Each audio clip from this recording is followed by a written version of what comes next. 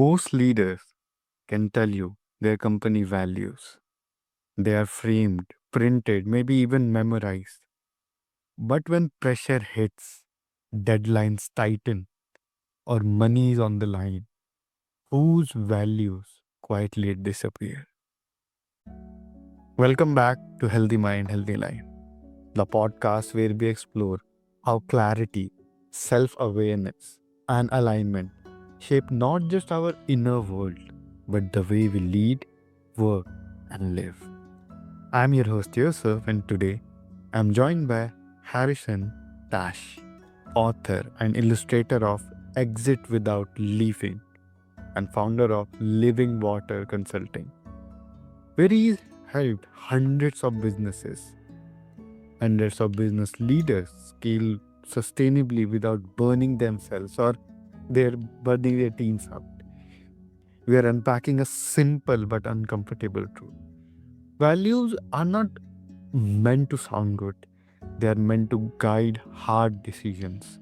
And if they don't, they are the slogans. With that, I welcome my guest Harrison to the show. Yusuf, thanks for having me. I'm grateful to be on the show. Right. Harrison, before we get into the frameworks and leadership language, I am curious, when you first started working with leaders, what did you notice about how they talked about values versus, how they actually made decisions? Yeah, that's a good question. Yeah, I appreciate you starting with that one because it's an important starting point. You don't really know it a lot of times because we don't really say this out loud often, but we all have values, right? And it's just like if you don't know your personality very well, if you're not very self-aware, but when you see it in writing, you're like, "Oh, yeah, I guess that is me," right? Values are kinda like the same way. It's like until it's written down, until you really see it, you don't really have confirmation of what you value, and what I see often is that leaders are operating from a place of, so many shiny things in this world, and if you're not careful, if you're not rooted in those values, you'll often drift to the first shiny thing that's either going to make you money or make you feel good, or it feels like it's the right direction, or everybody else is going this way. So maybe I should too. And so that's why value is so important. It roots you in a place where you can make better decisions and understand where you're going. And so often I see that. I see people drifting instead of streamlining and narrowing in on where they're going with intention. Yeah. The gap between intention and behavior is something a lot of people feel but rarely nails. Yeah. Yeah, intention and behavior, right? It's like it's really what connects those two is discipline and focus, understanding where you want to go, why you're doing what you're doing, and then a discipline to really keep on track with those. And you know this just as much as I do, Yusuf. When you don't have those things, you could be disciplined and heading in the wrong direction, and that's a bad place to be, right?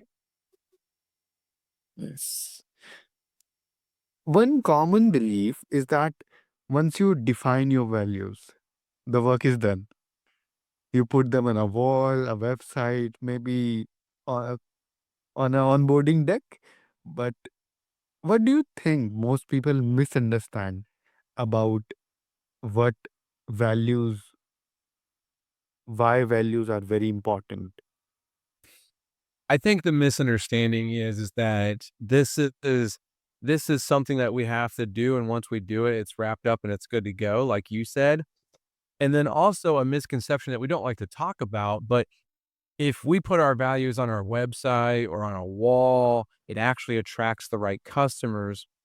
And so often I see this tension between it's helping us find the right customers, or at least they like it. They see it. And then Yeah. so then it turns into like advertising collateral. You're like, this is great content. We could talk about this. The worst thing I see, whether this is personally or as a Mhm. company, the worst thing I see is when we're like, yeah, those are our values, and we write a big piece on it, and, customers see it as, like, it's right there on the contract or it's right there on your website, and then your employees are like, "Wait a minute, like, I don't see that," you know? Like, I don't see us, like, living that out. I don't even know that's really a value.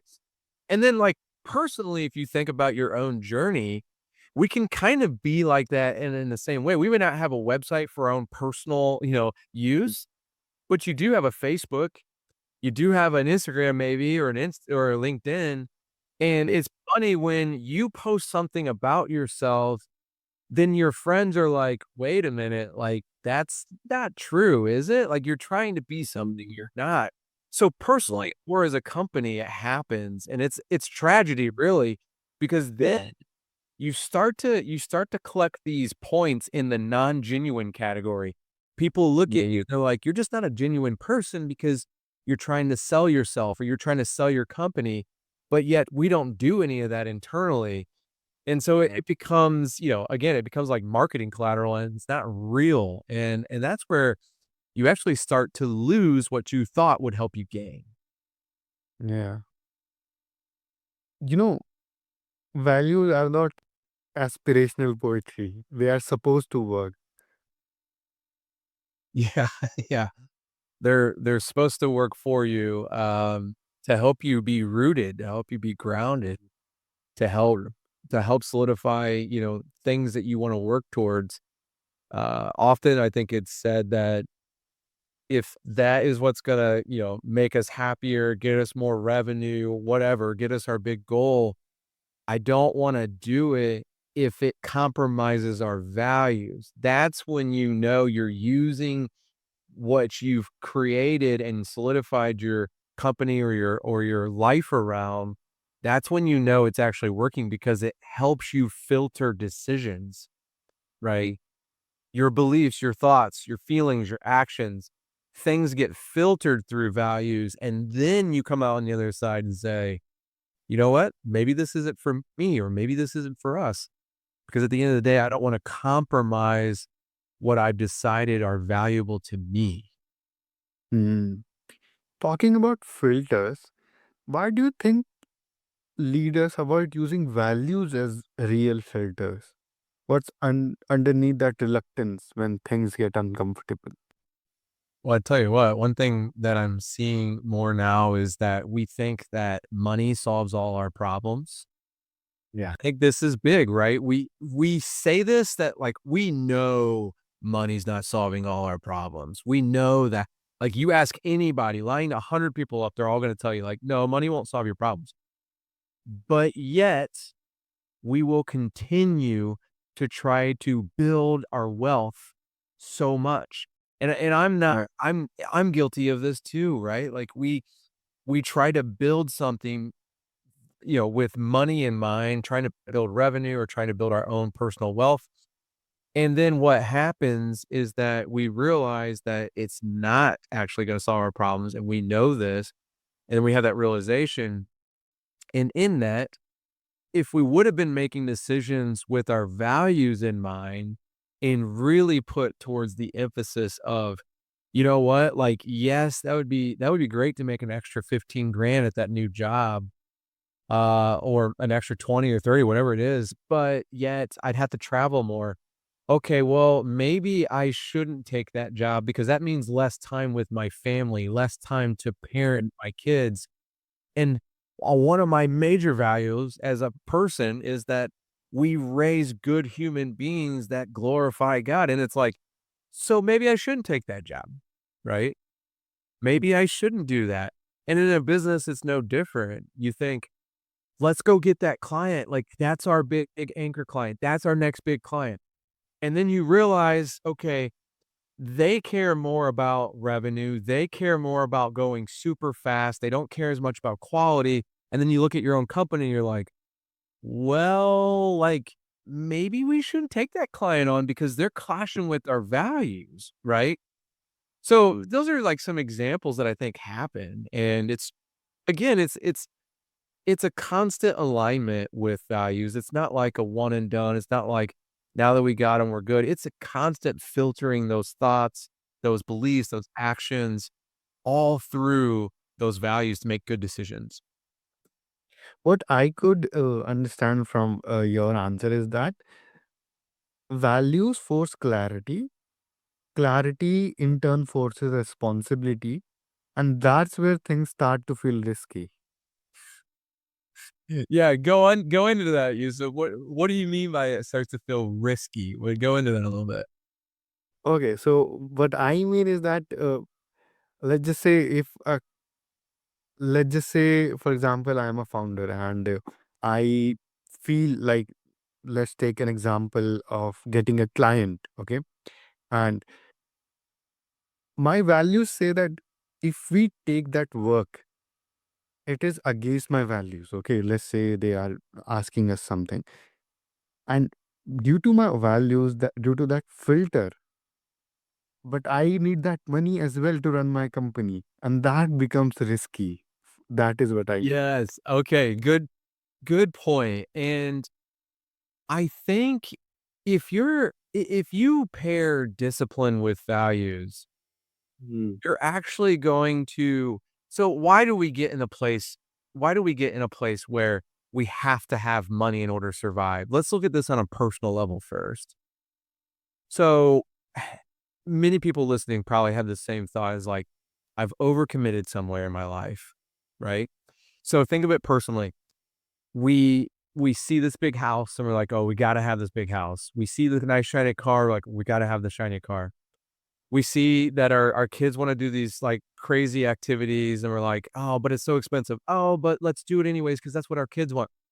Next thing you know, you've made big decisions that actually create commitment that then in return require money and time and people. So Yeah. you really only have so many resources, people, money, time. And when you think about it, most of the time when we get put in that position, we should really pause and think about the decisions that we've made that have got us to the point where we say, oh, but we need that money. And if you've overcommitted with your company and thought, well, we need to grow. And so I need to hire this, and this person. Now you bloated your overhead. And now you feel like there's this constant pressure to provide the money. And you might go outside your values to make that happen.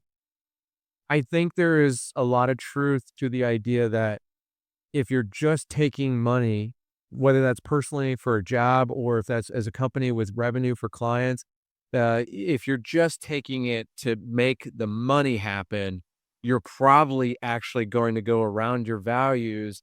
And later on down the road, you're going to have this constant tension of like, why did I do this? Why did I put myself in this place?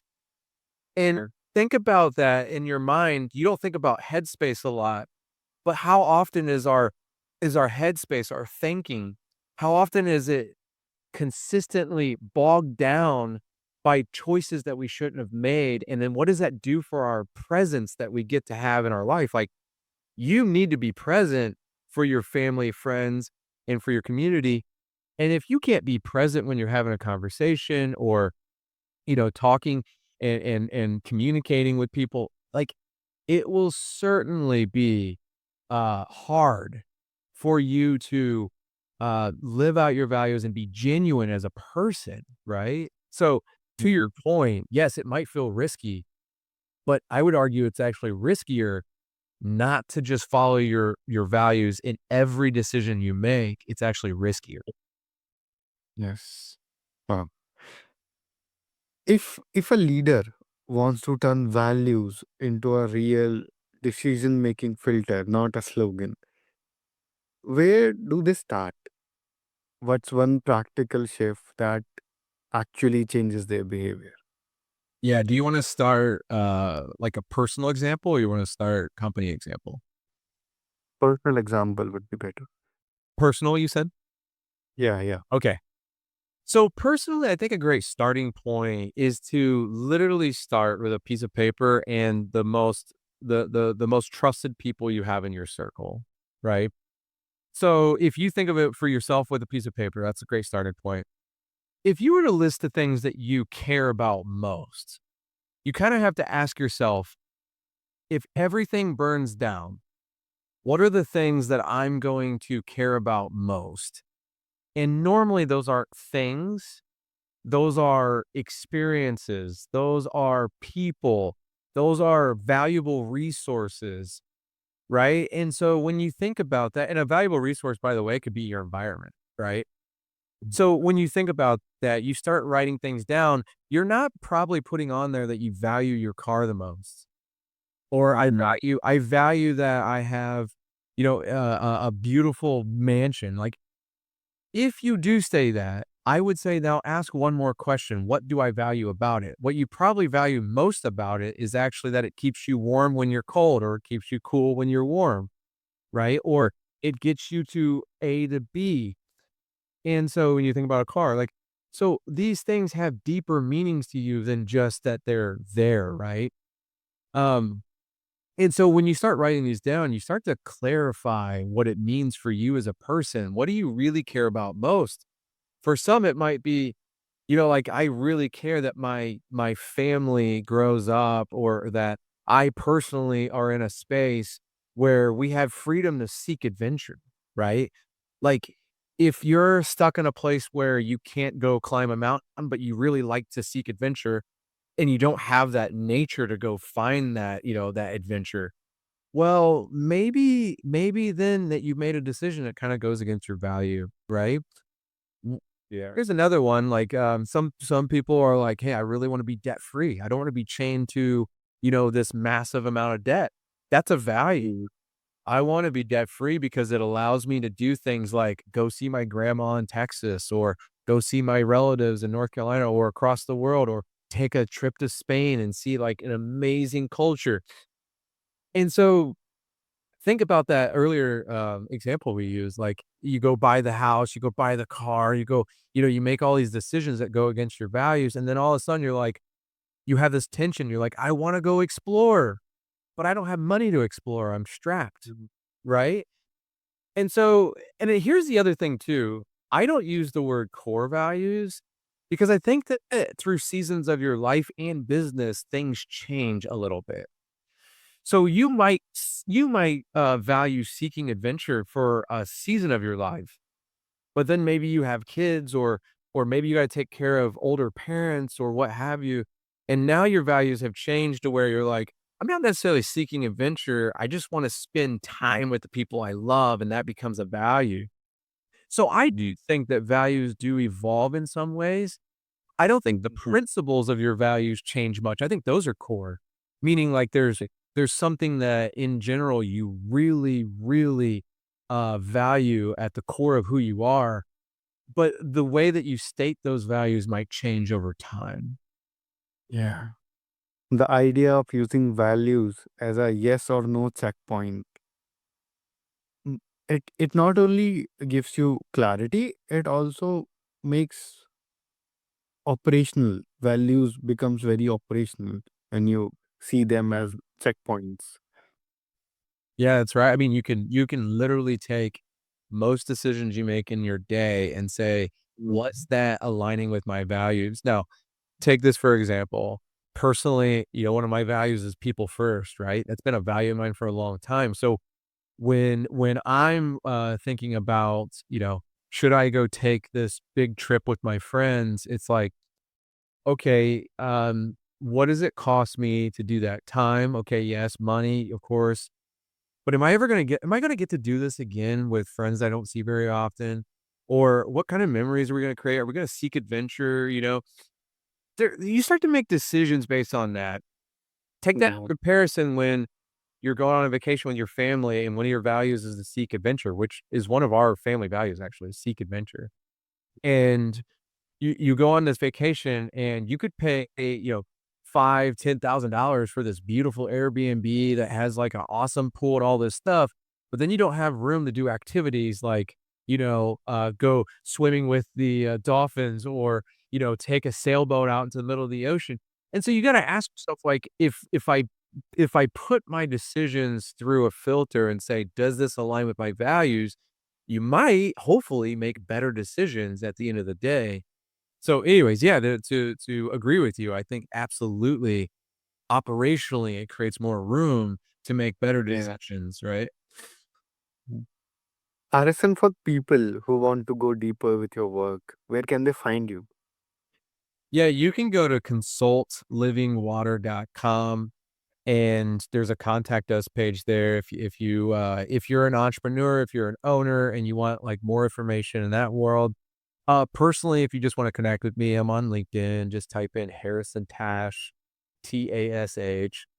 And I'm always more than happy to hear if someone listened to this and they thought it was just great, encouraging information. Just hit me up on LinkedIn and just write a little note about that. I'd love to hear from you.